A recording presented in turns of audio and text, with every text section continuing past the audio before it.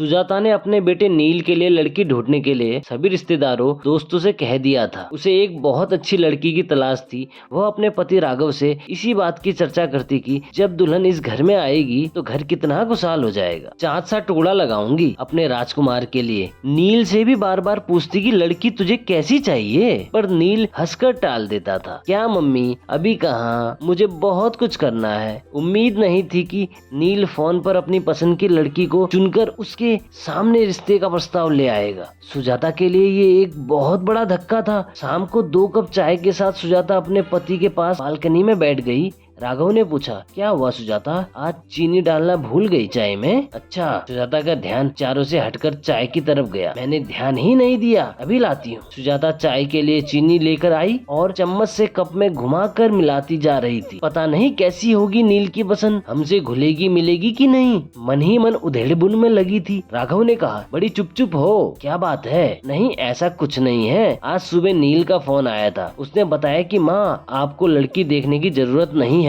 मैंने लड़की पसंद कर ली है। सुजाता के पति को जब उसने नील से हुई बातचीत के बारे में बताया तो वो पूछने लगे कि अच्छा, कौन है लड़की, कहाँ से है, क्या करती है, कुछ पूछा नहीं तुमने? सुजाता ने जवाब दिया, नहीं, मैंने सोचा मिलकर बात करेंगे, कल आ रहा है। अगले दिन नील की पसंद का नाश्ता और खाना बनाकर फुर्सत से जैसे ही बैठे तभी नील आ पहुँचा। आते ही मम्मा मम्मा करता हुआ गले से लिपट गया।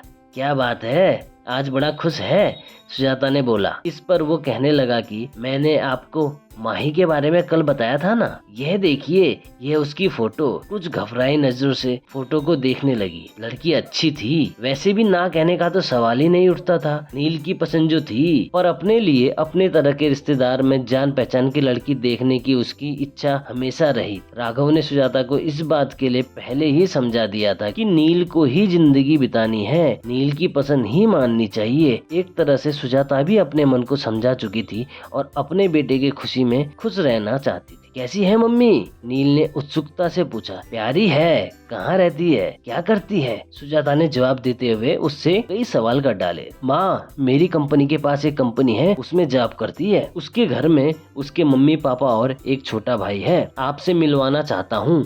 नहीं बेटा, तुमने पसंद कर ली है तो हमने पसंद कर ली, उसके पापा ने कहा। उसके मम्मी पापा बात कर लें, फिर इस रिश्ते को आगे बढ़ाएंगे। नील ये सुनकर बहुत खुश हुआ और माही के मम्मी पापा का नंबर तुरंत अपने मम्मी पापा को दे दिया। कुछ दिन बाद दोनों का रिश्ता पक्का कर दिया। माही सांवले रंग रूप की थी। हाँ, आंखें जरूर बड़ी थी, लेकिन उसे देखकर सुजाता को लगा कि मैं तो इससे अच्छी ढूंढ कर लाती, पर मन मसोस कर रह गई। सगाई धूमधाम से हुई, शादी भी हो गई, पर सुजाता को चिंता थी कि कोई मेहमान बहू के सांवले रंग पर ना कुछ बोल दे। लेकिन उसने देखा माही के चेहरे पर एक मुस्कान रहती थी।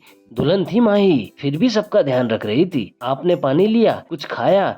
सब रिश्तेदार तारीफ करते नहीं थक रहे थे, पर माही ज्यादा बोलती नहीं थी। शायद उसकी आदत ही ऐसी थी, कम बोलना। सुजाता को माही से ज्यादा बातें करने का समय नहीं मिला। पहले मेहमान रहे, फिर वो हनीमून पर चले गए। वहाँ से लौटे तो दोनों की छुट्टियाँ खत्म हो गई थी और दोनों दिल्ली लौट गए। नील ने 2 कमरे का एक मकान किराए पर लिया हुआ था। माही और वह दोनों साथ ही निकलते थे। दोनों की कंपनी पास पास थी। फोन पर थोड़ी बहुत बात हो जाती थी, क्योंकि सुजाता को हमेशा राघव से माही की ही बात करनी होती थी। वह हमेशा कहती, माही शायद हमें पसंद नहीं करती। सुजाता को शिकायत होती थी कि वो दोनों घर नहीं आते। इस पर उसका पति राघव उसे समझा देता कि उनको छुट्टी नहीं मिल रही होगी। अभी शादी पर ली तो थी कितनी सारी छुट्टी, पर सुजाता के मन में एक डर था। बिना जान पहचान शादी हुई है। माही के कम बोलने की आदत की वजह से सुजाता और माही शादी होने के बावजूद भी एक दूसरे को ज्यादा करीब से नहीं जान पाए थे। एक दिन नील ने फोन किया और कहा, आप और पापा कुछ दिनों के लिए आ जाओ, हम दोनों को छुट्टी नहीं मिल रही है, लेकिन आप लोग यहाँ आ जाइए, साथ मिलकर रहेंगे।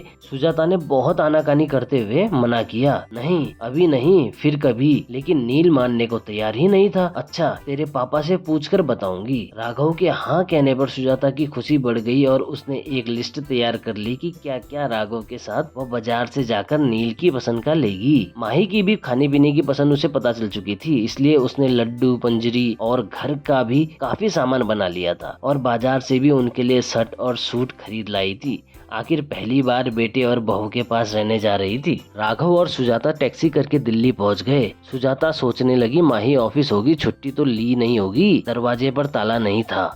सुजाता को अच्छा महसूस हुआ। डोरबेल बजाते ही माही ने पैर छुए और नाश्ता और चाय लेकर आ गई। माही ने कहा कि आप नहा धोकर कपड़े बदल लीजिए, मैं थोड़ी देर में खाना लाती हूँ। सामने नया टॉवल रख दिया। ये देखकर राघव मुस्कुराए। थोड़ी टेढ़ी निगाह से सुजाता थोड़ी सी मुस्कुराहट के साथ नजरें नीची करके नाश्ता करने लगी। देखा बहू कितनी समझदार है। राघव के ये कहने पर सुजाता कुछ नहीं बोली। कहती भी क्या। शाम को जब नील आया तो सब खुशी से मिले। सुजाता सामान दिखाने लग गई। सब खुश थे। नील, सुजाता और राघव बातें कर रहे थे। माही अपने इधर उधर के काम समेटने में लगी थी। बस एक छोटी सी मुस्कुराहट लिए रात का खाना बाहर से ही ऑर्डर कर दिया था। सबने मिलकर खाना खाया। खा पी कर सब सोने चले गए। माही ने 2 चादर, 1 जग पानी और गिलास सब रख दिया था। सुजाता को मन ही मन खुशी हो रही थी। जैसा उसने सोचा था माही वैसी ही थी, घर को घर समझने वाली। अगले दिन ऑफिस था। नील बताता था कि दोनों कॉर्नफ्लेक्स खाकर जाते थे। सुजाता ने सोचा उन्हें कंपनी में मिल जाता होगा खाना, इसलिए कुछ ज्यादा खाकर नहीं जाते। उसने सोचा क्यों ना मैं अपने राघव के लिए कुछ बना लूं। तभी माही की आवाज से उसका ध्यान टूटा। माँ, नाश्ता रेडीमेड है। ढोकला नील ने बाजार से ला दिया था। सुजाता ने देखा माही नया सूट पहनकर तैयार थी। ये वो सूट था जो सुजाता लाई थी। माही ने आगे बोला, खाना बना दिया है, खा लीजिएगा। अपने दिए सूट में माही को देखकर सुजाता को खुशी महसूस हुई कि माही ने दिए का मान रखा। सुंदर लग रही हो माही, सुजाता ने धीरे से कहा और तुरंत बात पलट दी और मैं बना लेती नाश्ता। माही ने कहा, नहीं माँ, आप क्यों काम करेंगी। अच्छा चलते हैं, कहकर गले लगकर ऑफिस के लिए निकल गई। सुजाता ने माही की आंखें पढ़ ली थी कि बिजी होने पर भी छोटी छोटी बातों का ध्यान रख रही थी माही। राघव सुनो, सुजाता ने अपने गालों पर हाथ रखकर कहा, मुझे माही के गले लगने का स्पर्श देर तक महसूस हो रहा है। आज बेटी होती तो ऐसे ही गले लगती। राघव ने भी अखबार पढ़ते पढ़ते भावुक दिल से हाँ कहा। लेकिन अगले दिन राघव से सुजाता कहने लगी, क्या फायदा आने का, दोनों को छुट्टी भी नहीं है और टाइम भी नहीं बिता पाते हमारे साथ। राघव ने भी हाँ में हाँ मिला दी। सुजाता कहने लगी कि 1-2 दिन में हम चले जाएंगे। अगले दिन माही सुबह ही नाश्ता बनाने में लग गई। सुजाता ने माही से कहा, तुम तैयार हो जाओ, ये मैं कर लूंगी। नहीं माँ, आज शुक्रवार है, हम दोनों ने छुट्टी ली है और शनिवार इतवार की तो छुट्टी होती ही है। हमारी 3 दिन आपको ये शहर घुमा देंगे। मन ही मन सुजाता मुस्कुरा रही थी कि बेटी बहू के साथ पूरा दिन बिताएंगे। चारों घूमने निकल गए। जहाँ भी संभल कर चलना होता माही तुरंत सुजाता का हाथ पकड़ लेती। 3 दिन पता ही नहीं चले। अगले दिन सुजाता सुबह ही उठकर रसोई में आ गई। माही तुरंत बोली, मम्मी जी चाहिए नहीं। सुजाता ने कहा, मैं तो इसलिए चली आई कि दोनों मिलकर काम करेंगे, सब काम जल्दी हो जाएगा। ये सुनकर माही मुस्कुरा दी। दोनों ने मिलकर नाश्ता बनाया और माही ऑफिस के लिए तैयार हो गई। नील और माही चले गए। सुजाता राघव से माही की तारीफ किए जा रही थी और राघव मुस्कुरा रहे थे। तुम वही हो जो माही के लिए इतना डरी बैठी थी, सुजाता धीरे से मुस्कुरा दी थी। शाम को नील और माही ऑफिस से आए। खाना खाते समय राघव ने कहा, नील हम कल जाने की सोच रहे हैं। नील ने कहा, अभी तो कुछ और दिन, अभी तो खूब मन लग रहा है। आप अकेला तो महसूस नहीं कर रहे। नहीं नील बेटा, तुम्हारी मम्मी साथ है ना, तो दिन आराम से कट जाता है। कभी टीवी देख लेते हैं और कभी अखबार पढ़ लेते हैं। ऐसे में समय का पता ही नहीं चलता। नील ने कहा, तो फिर क्यों जाना है। खाना खाने के बाद बर्तन समेटकर माही कमरे से आकर बोली, मम्मी जी शाम को ऑफिस से आकर बहुत अकेलापन लगेगा। आप दोनों के आने से रौनक हो गई है। थोड़े दिन और रुक जाइए, या मैं तो कहती हूँ कि आप हमारे साथ ही रहिए। वैसे भी अब पापा जी रिटायर हो गए हैं, कोई काम नहीं है। आप दोनों का ध्यान हम पास रहकर ज्यादा अच्छे से रख पाएंगे। जो माही बोलती नहीं थी वो आज बड़ी बड़ी बातें कर रही थी। राघव और सुजाता एक दूसरे को देखकर मुस्कुरा रहे थे। सुजाता ने माही के पास आकर उसका हाथ अपने हाथों में ले लिया। कहने लगी कि कितना ध्यान रखती हो तुम हम सबका। नील बड़ा किस्मत वाला है जो हमें एक अच्छी बहू मिली। इतनी अच्छी तो मैं भी ढूंढ नहीं पाती।